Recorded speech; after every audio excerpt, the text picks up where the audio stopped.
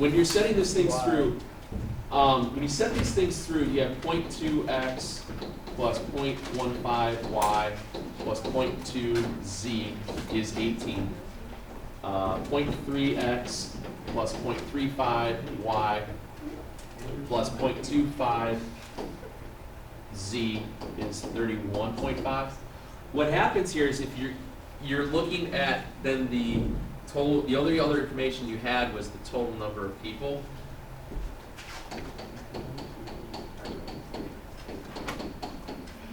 And that's what they set it up as. You don't have to worry about the other percentages going in there. It doesn't have to go that way. Those are the three you use. Because you know you could go that route, but you still have to set up with the your percent through, but you know that that was the total amount of total voters. So you go through like that. Because here you don't know, all you have is your northeast and the south. You don't have the southwest, you don't have the north, you don't have the other stuff. So you could go that route. Because then your third equation would have been 100 million minus the 18 to the 13, 31.5 with all the other decimals. It'll work, it's just a lot more work. In this case here, if I set it up like this, all I have to do with those top two equations, multiply them both by 100, decimals go away, and it's a real fast system. Because you've got that pivot with that third one with the x, y, with all being singular. Yes, sir? How did you get 100? It's given in the problem. Anything on that? Any other ones on that one? Yeah. 36. I got x is equal to, where is it? X is equal to 5 over 3. Y is equal to negative 5. And Z is equal to 17 over 12. Yay. That sounds. Something doesn't sound all that right there. Did you get that, Rich? All right. So you had fried rice. You had 2 fried rice plus 1 chicken, 1 fried rice plus 1 chicken, and 1 broccoli. And then we had 1 broccoli and 2 chicken. The first person was Jeanette. Hers was 5. The second person was 5 1/4. And the third person was 575. So when you go to set up this one here, you can do a couple of different things. You can write everything, you can write that second equation in terms of all C's and solve for C right away. So that way I can say that 2F is 5 minus C, so F, I can do that. And I can do the same thing here, that B is 575 plus you, minus 2C. And by doing that, I can go in and substitute in and solve for C first, and then I can solve for F, and then I can solve for B, and be done with it.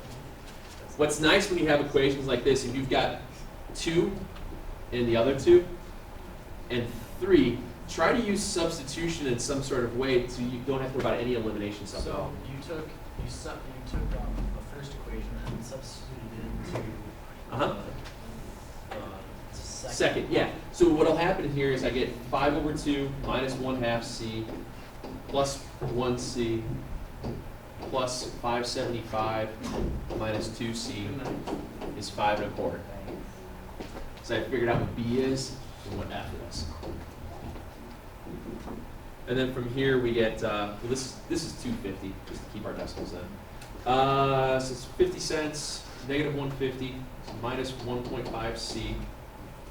250 and 575 is 8 1/4. Yeah. Subtract over and you get negative 3. C is 2. And then just work it through there. Does that make sense? Don't freak out when you see decimals and negative values like that. Whenever you have a system with 3 equations and you have some of them with only 2 variables, try and go with substitution. It makes your life a lot easier. All right. Make sure your name's on that book one, and we'll start talking about that worksheet stuff. And I'll go page by page on the worksheet and see if there's anything particular. So far today, there really hasn't been that many questions on that first page. So we got to the fraction stuff. Was anybody else not here on Friday? I forgot to double check.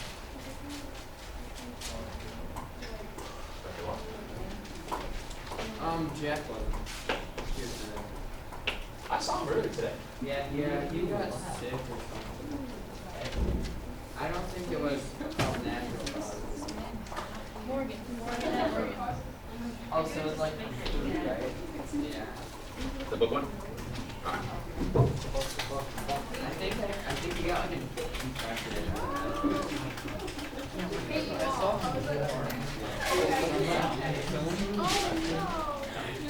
All right, let's talk about this little made-up review sheet.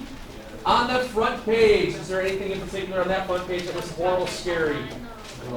Front page should have been easy. Number 3, we didn't have to do like the FBI. No, it's a good practice.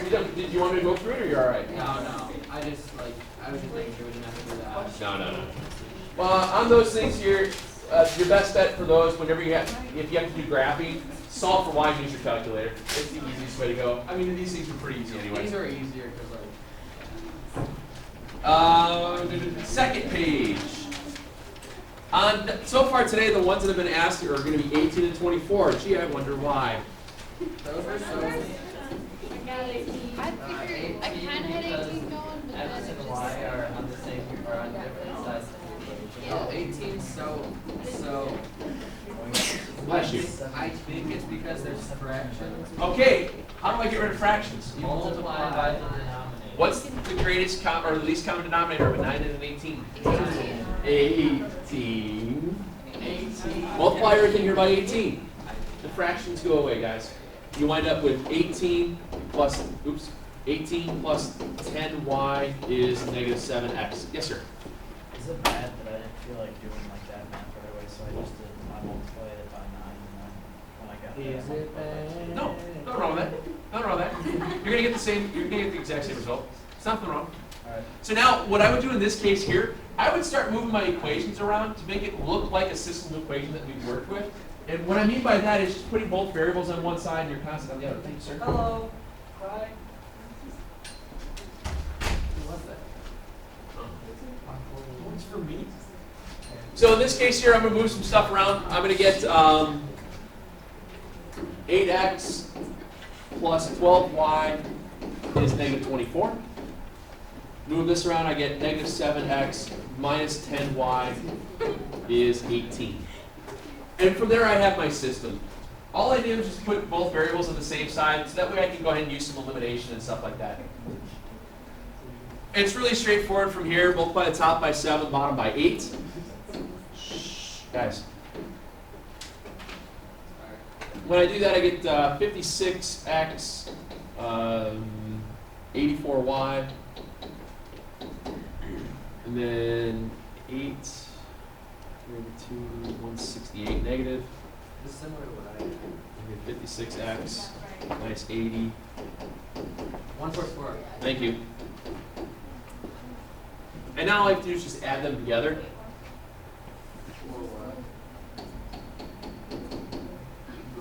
Negative 24. And from there, it's really easy to finish out. Yeah. That's the best way to go about that problem. There are other ways to do it. You could use substitution if you want. It's still, you're going to have to deal with some really nasty looking fractions to start with. But in this case here, get rid of the fraction. If your variables are moved around, regroup them, put them all on the same side of the equation, and that way you can set up your system a little bit cleaner. It's a little bit more straightforward for you. It helps you out that way. Okay. Yeah. Sorry. About this step. Yeah. It says E218, Mhm. and then it also says the 4. I think those are different places. They are different places. I'm guessing the E28 meant that's where you were right now, and then you take the test in the form room. I think. SMRT.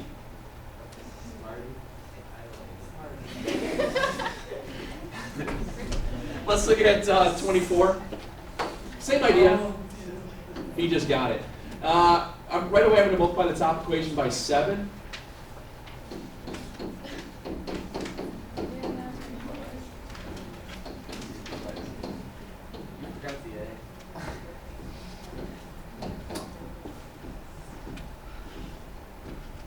number of. Same idea. When you get up to this part here, you can also just go ahead and put both variables on the same side. Just makes it a little bit cleaner to work with. If you do that, you get 11x minus 7y is negative 5. 5x minus 2y is negative 7. And then go ahead and do some using your eliminations to get through it. That's just kind of the easiest way to go. Yeah. I'm getting there. Any others? Are we okay on that side? Wait, hold on, what'd you for y? Is it 4? Does that sound right? I think I did this I earlier. got 17. Shouldn't be a fraction. Should be fractions. Should have gotten regular numbers here. Because I got 2 for x, and then 17 for Make sure I didn't move. That goes over. That stayed. Oh yeah, well I got 4. That go over. That go over.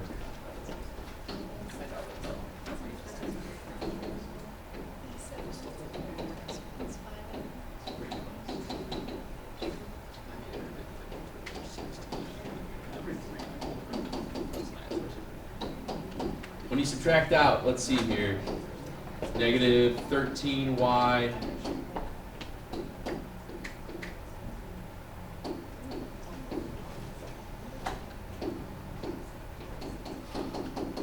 I get negative 4 for y. That's what I got. I get negative 4 there for y, so that means negative 8 is 7 plus 5x. Negative 15 is 5x. X is negative 3. Why? I tried to isolate y. Like I You use the fractions then? made y as 14. I get y 14. Here, I'll show you. 7 times 4 is 14? No, 2. What you can do,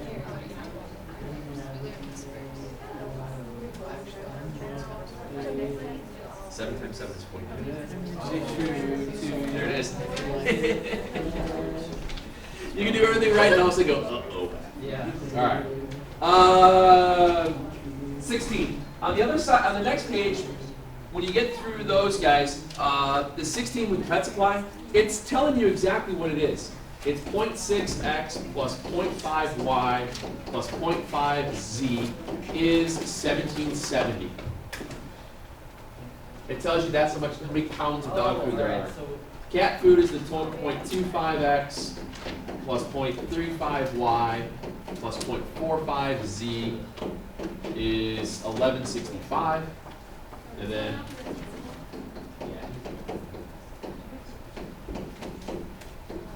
Are there just going to be a ton of 3x3s? how much time do we have? We have 15 minutes. 45 minutes. So I'm saying there's not as much time to do 3x3s. There's a couple of them, but nothing is So going to it's be horrible. mostly, Number's going to work clean. Should work clean too. Are there any 2x2s? Yeah. And in this case here, remember, you've got decimals. Get rid of them. Get rid of them. Multiply the first equation by 10. Decimals go away. Multiply the other two equations by 100. Decimals go away. If you do that,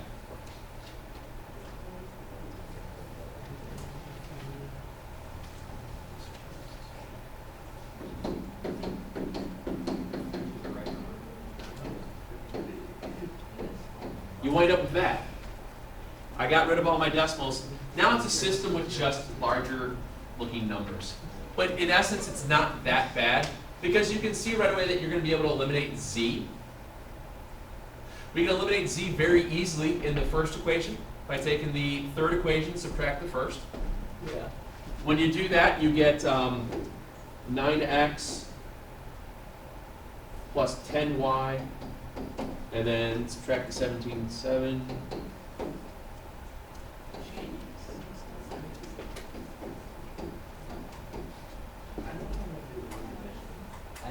And then we do the same exact idea. Take the third equation, multiply it all by 9. And I think you get 110x, 100y. Oh. I think you get that.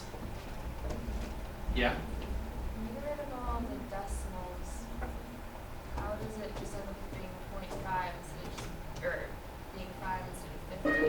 it's 5%, so it's 0.05 when you write it as a decimal. When you multiply it by 100, it becomes 5. It's 500ths. It's a common mistake. Did you write it as 50? Then why is 45 not 0.45 becomes 45 when you multiply it by 100. Okay. I think it's what it was. If you take, I don't know how better. Stop guessing or better because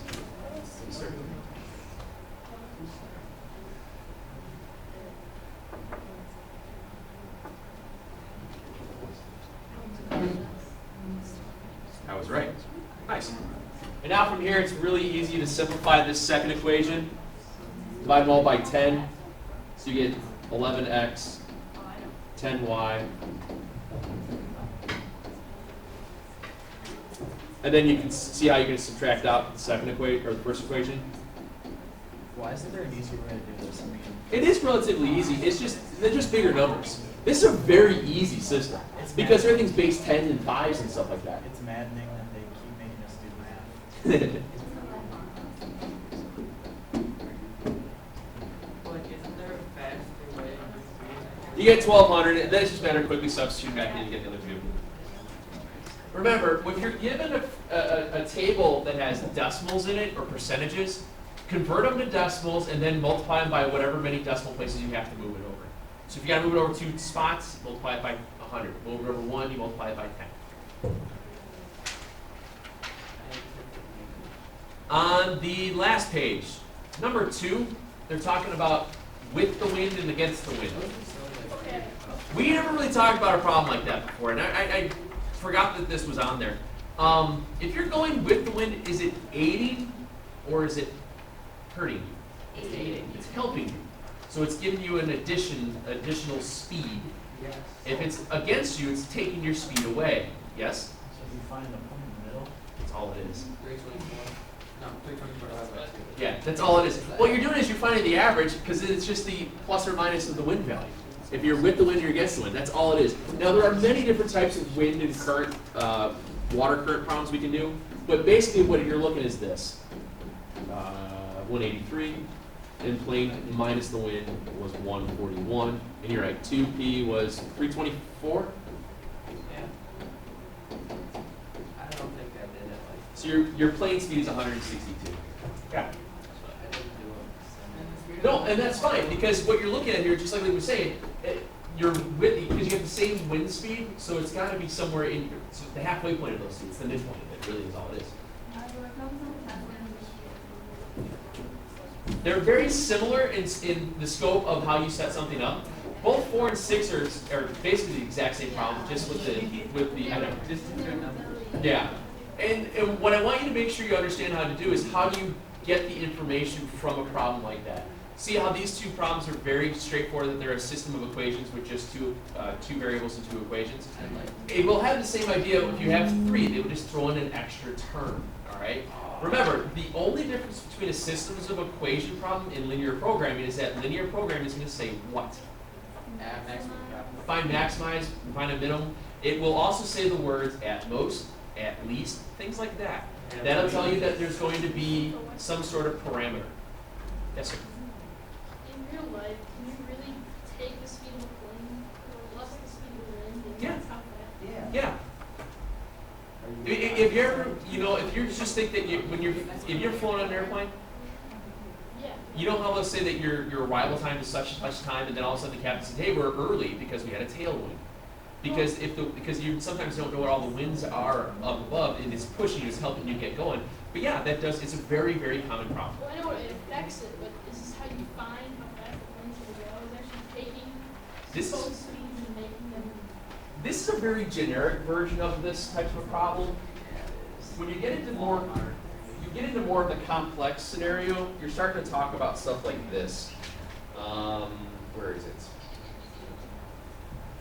This is so should be The plane is traveling 8,400 kilometers against the wind in 7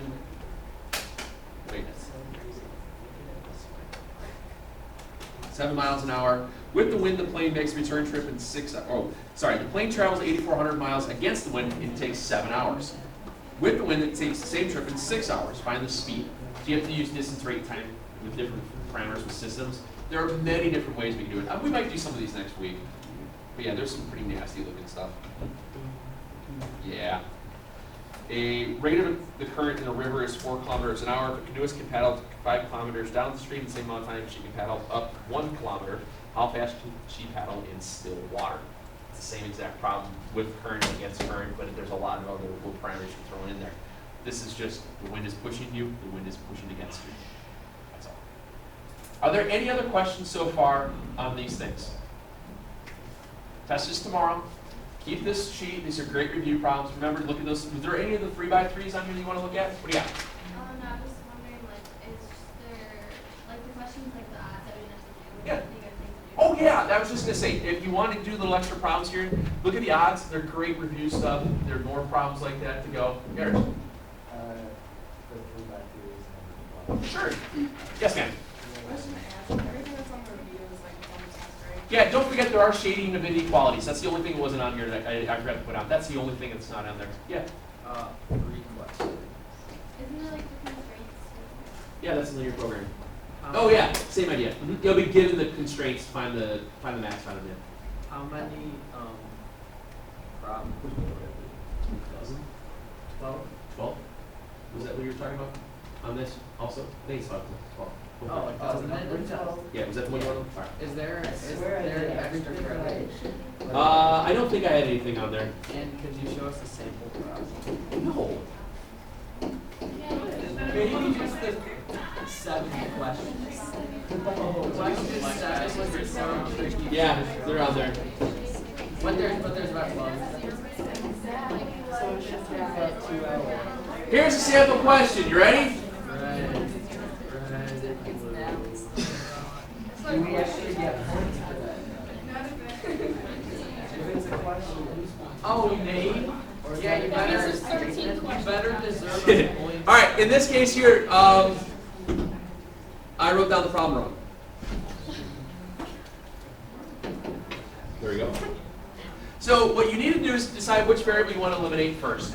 In this case here, I think I'm going to eliminate x because I've got alternating signs right off the bat. So I'm going to add the first and the third equations. So when I add the first and third equations together, I get the following equations. Negative y plus z is negative 2. Okay? Yeah.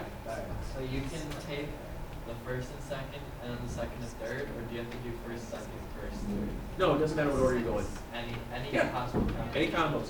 It's underneath the book. I was trying to flatten them out. Now, what I'm going to do the second time, I'm going to multiply the bottom equation by negative 4, or excuse me, just by 4.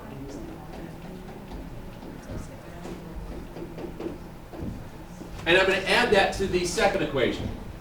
And I get 9y minus 7z is 24. And now it's setting you up to use substitution, where z is y minus 2. Yeah? For number 6, it should just be common courtesy.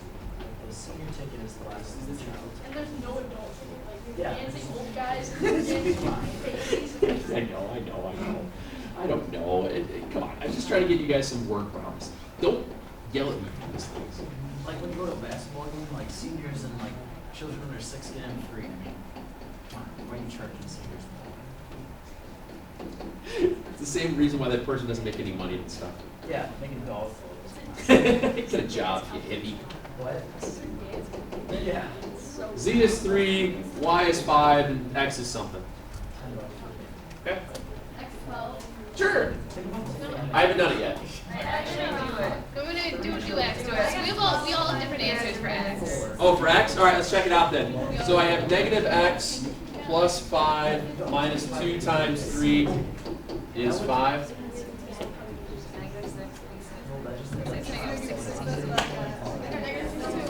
Negative 16. So you're offending all the women. How did I even do that?